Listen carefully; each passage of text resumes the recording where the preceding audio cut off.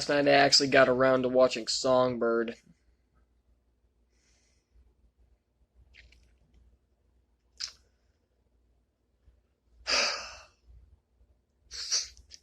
Why do I do this to myself? Just why? What moral ambiguity do I have to put myself through this? I'll never know. Never know. As you can clearly tell, this was an awful movie. And you know what the hilarious part is? It took me 2.5 hours to figure out a way to actually watch it. Because I do not own it, because I do not buy it, because I'm not spending money on that shit. So it took me forever to be able to watch it. On the record, I did not watch it illegally, so don't think I'm breaking the laws here just to watch a crappy movie. No, I did not watch it illegal. I watched it legitly, so calm down. But it took me about 2.5 hours to be able to watch it for a movie that isn't even that length. It took me longer to be able to watch it than it took me to watch it.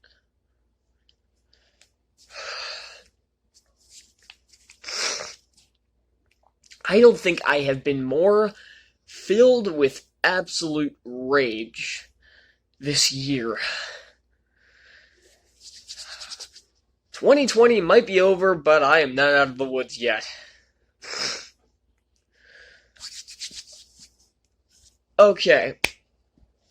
So, this is, of course, a pandemic thriller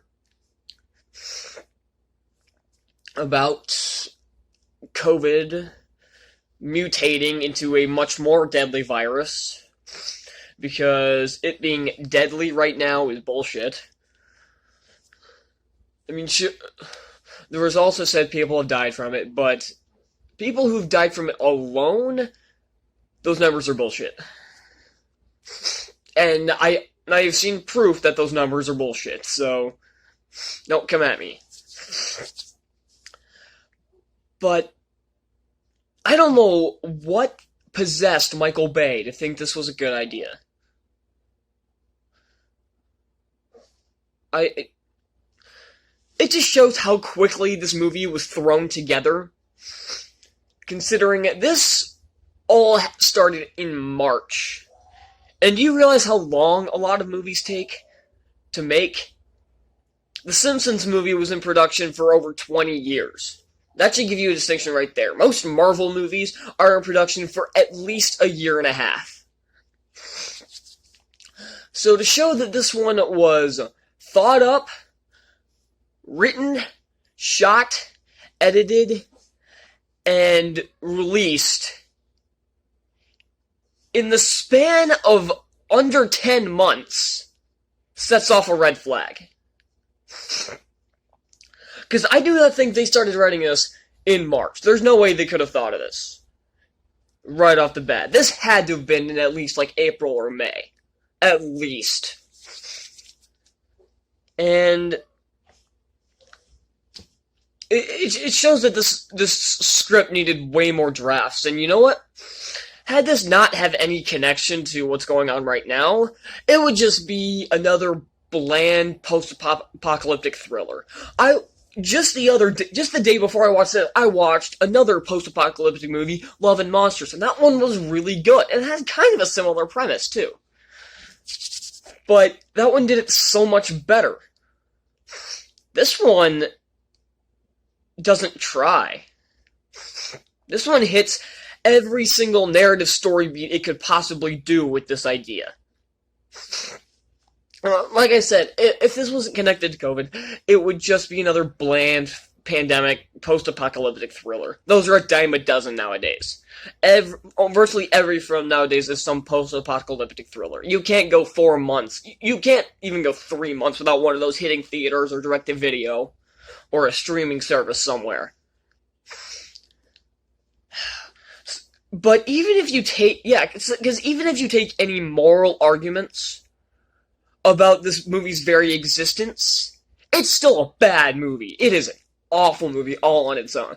I tried watching this without trying to distance myself from the fact that this is a movie about COVID. And I literally, I don't know why, I hate saying this word out loud. I don't know why. But I tried to separate myself from the fact, but it just wouldn't let me.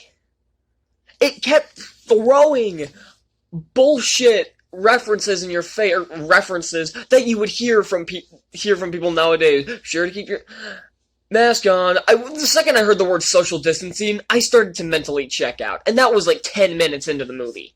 The second I heard those two words put together, I started checking out. Bless these actors. They tried. They really tried. KJ Apa, Sophia Carson, Demi Moore, Alexander Daddario, these are actors I've seen in other stuff. Not all that stuff is good, but I've seen them do good stuff. I feel so bad for those actors, especially Daddario, because she is actually a good actress, but she keeps getting handed shit movies. And the role she had to do in this movie was A, gross, and B, pointless, and could have been cut from the film. Literally, you cut out the subplot involving Alexander Daddario's character, you'll miss nothing. Because I know this is what that's my dog. This is what ultimately breaks up the powerful rich couple that Nico is trying to get around, so he can get the immunity bracelets for Sarah, played by Carson.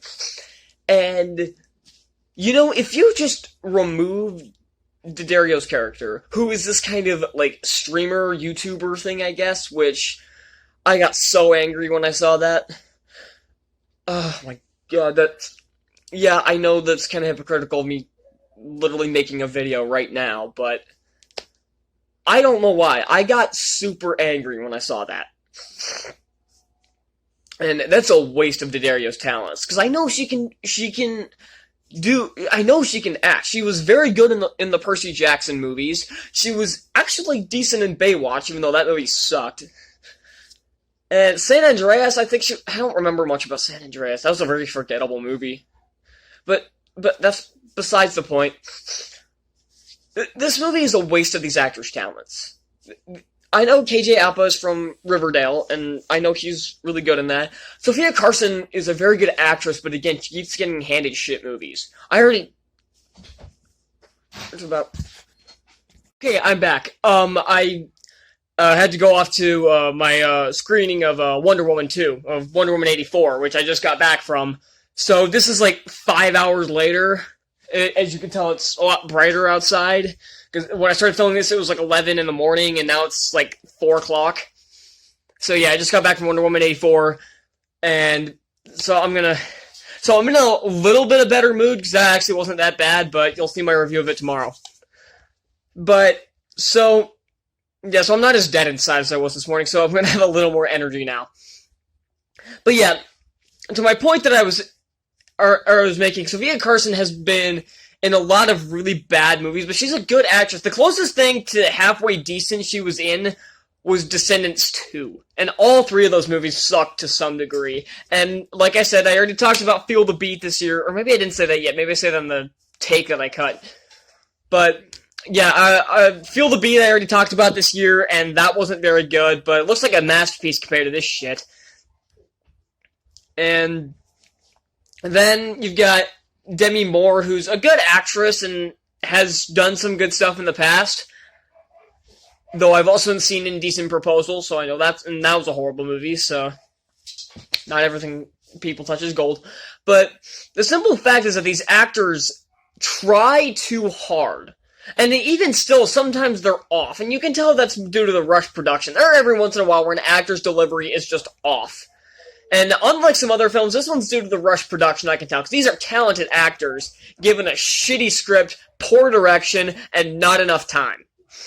And that's another thing I'm getting into. The direction in this is amateurish at best. Actually, amateurish is a compliment compared to this. This is some of the worst directing I've ever seen. There are so many sequences where where it's so close to the camera. It's like the character's like this. This is how close. That's how close they are to the camera most of the time.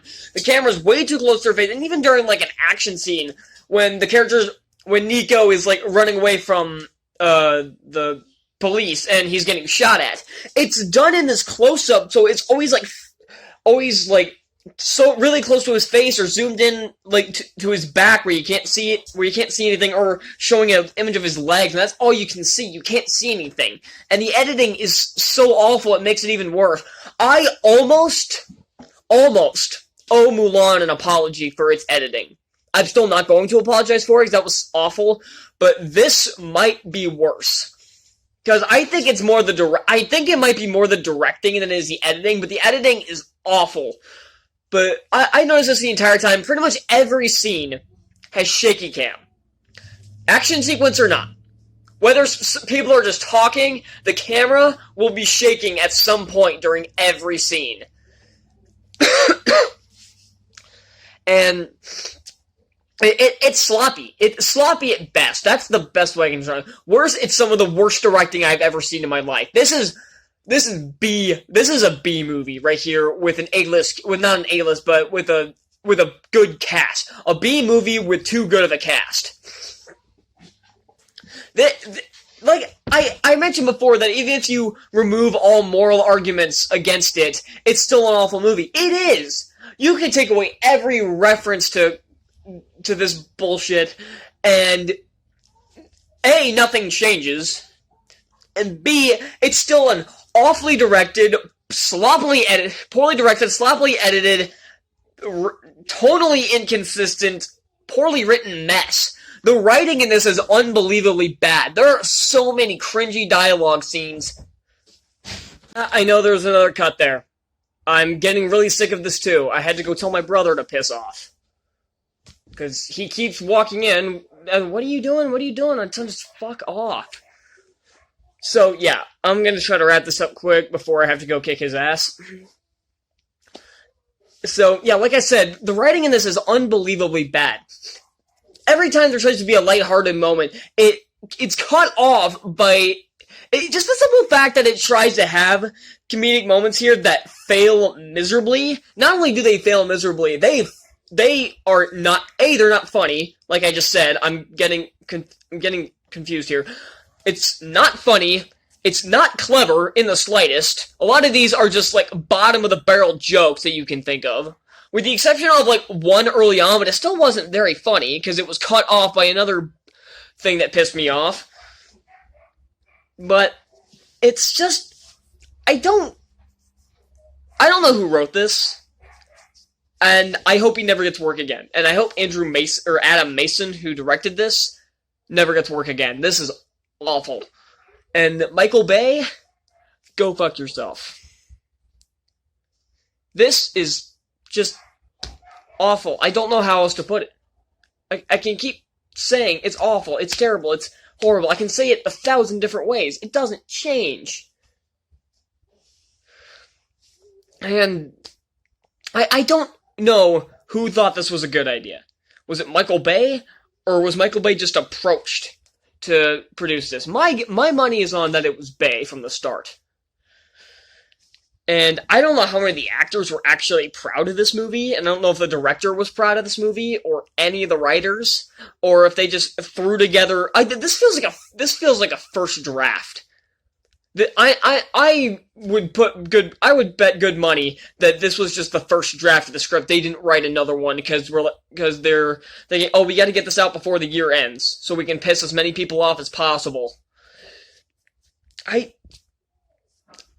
got nothing else to say. This is horrible. Never watch this movie. Save your sanity. Save your dignity. If you haven't guessed already, and if you haven't, you're a fucking idiot, I'm giving Songbird a big fucking F.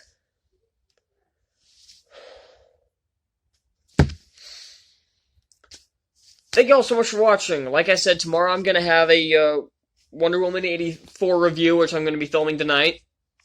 And, yeah, be sure to stick around for that. Hit the subscribe button down below. And I'll see y'all next time. And fuck you, Michael Bay.